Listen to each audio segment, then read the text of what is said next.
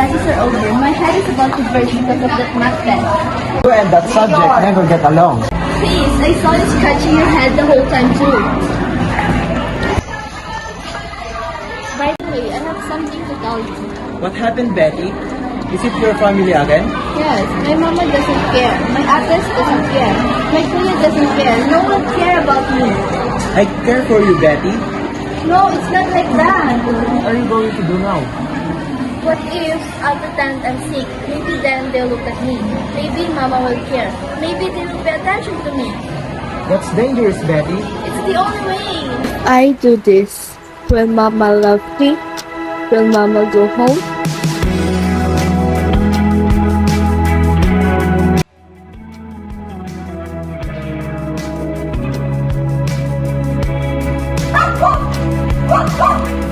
Jenny! Virginia, what makes you come home? And who is she?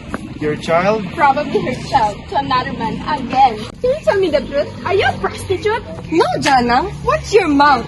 She's a child from a friend abroad. She left her with me. And you're gonna leave her again for money just like you did your children? Oh, come on, Virginia! I had no choice. It's for their own sake. I want them to have a bright future. But did you ever check them if they needed your money more than the love you can give? Stop that, Jana. She's still my sister.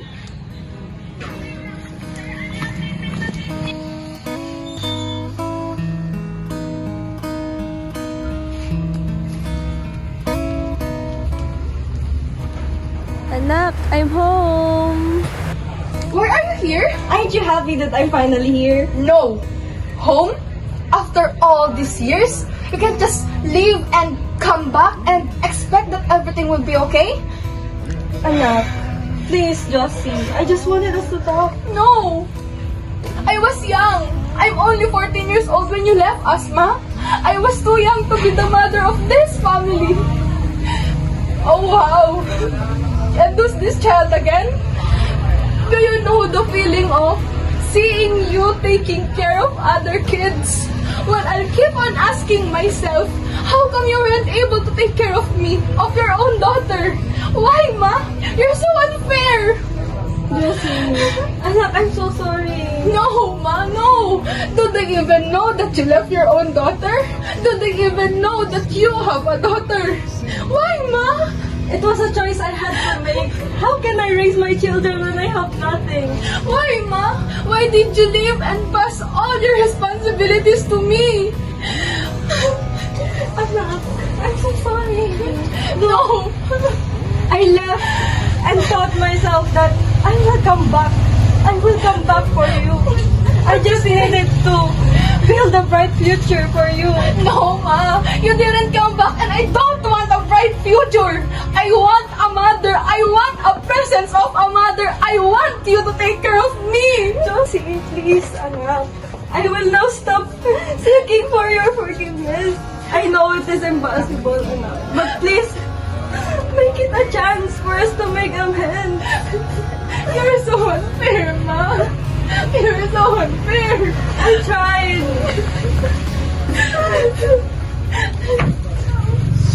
Here, I miss you. Stop that, Betty. She's no longer our mother. When she was gone, I was the one who raised you. I was the one who stayed. Josie, don't be mad at her. She worked for us. She left for us to have a better future and sustain our needs in life. She worked, yes, but she left us and gave all her responsibilities to me. You don't even know that your youngest daughter's sick? You're sick? Anak! Wow! You're sick? Are you joking? I heard you and Elias talking about that plan. You set us up for your own needs. Shut up, Gina. What's this commotion? Your voices are so loud I can even hear you outside. Who's lying and who's sick? Betty? You lied about being sick? Yes, and Ate Josie knew about this. I'll explain. Explain what? You all lied to me. For what? For money? Do you know how hard for me to make money just for us to live comfortably?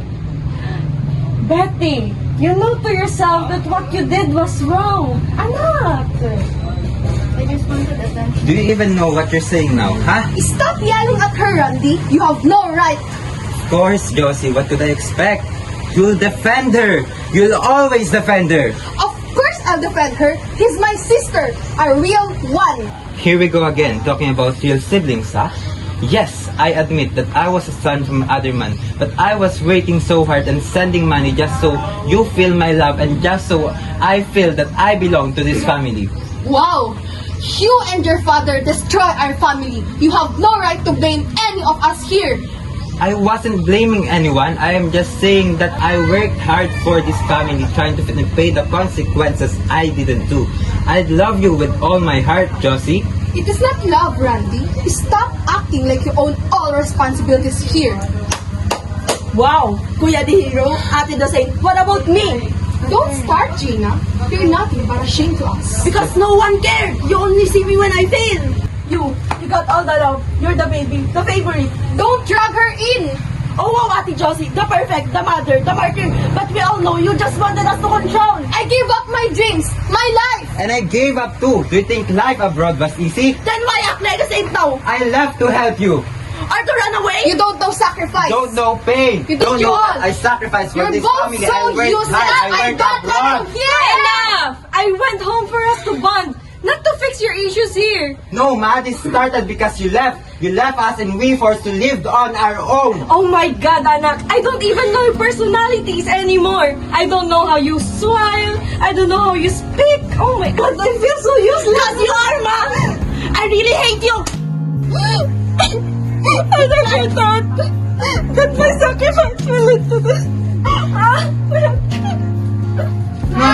Ma, are you okay, Ma?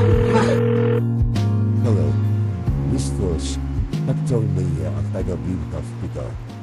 My mother had been battling Addison for almost 2 years now. The first time family.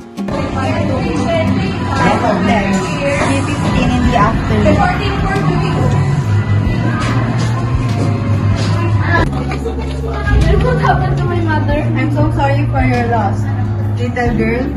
Even when you lost your mother, please never stop on loving her, because I saw it in her eyes. Tears were shed, and she loves all of you, and still not ready to go with the heart, but she has no choice.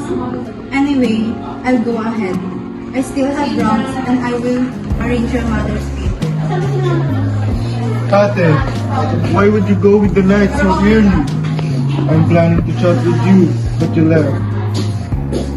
Your children were so young to lose you. I can see him like this, crying and mourning because of your loss. Did I drive you away? I know what you say, oh. Love comes in every impossible, amazing ways you could imagine. At first, you would think it is bitter, but eventually realize that it's sweet. Unfortunately, some realize it too late. Too late that they hear whispers of pain over and over again.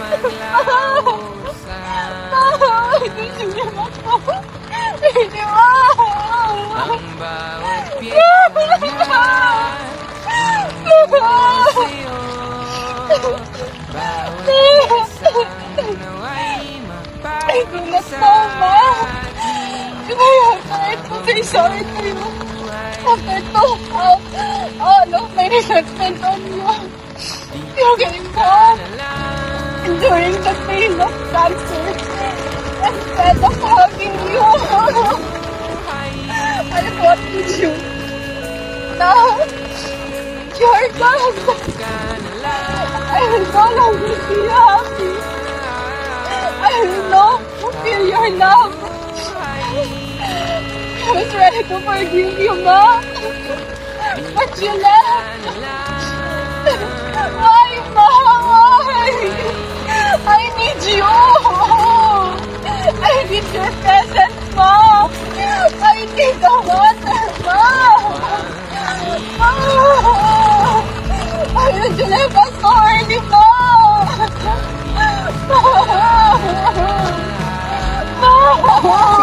Leave us, Ma.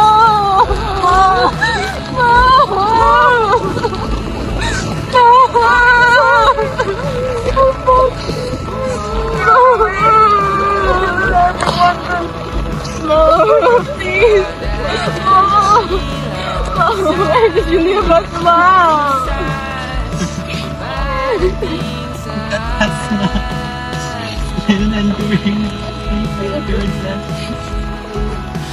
Still mourning. Only we know. Could have gone to the hospital earlier. We could have spent our last day as one happy family. We could have taken a picture as one of those and felt proudly praise this family.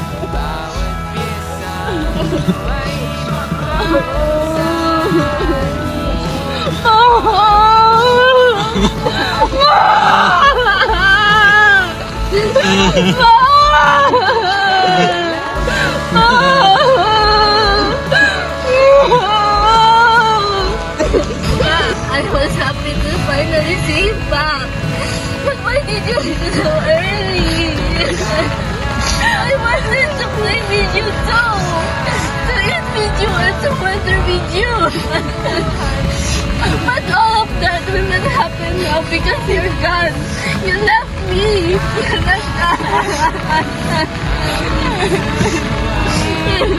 If I could turn back time, I would spend every minute with you.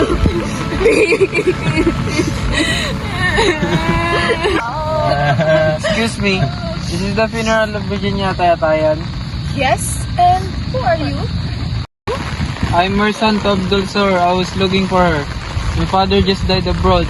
He told me my mother's whereabouts. Are you making a scene? I knew it. She's a prostitute. Do not involve yourself here, Janang. Please stop it, Janang. If you can't respect her as her mother, respect her as a person.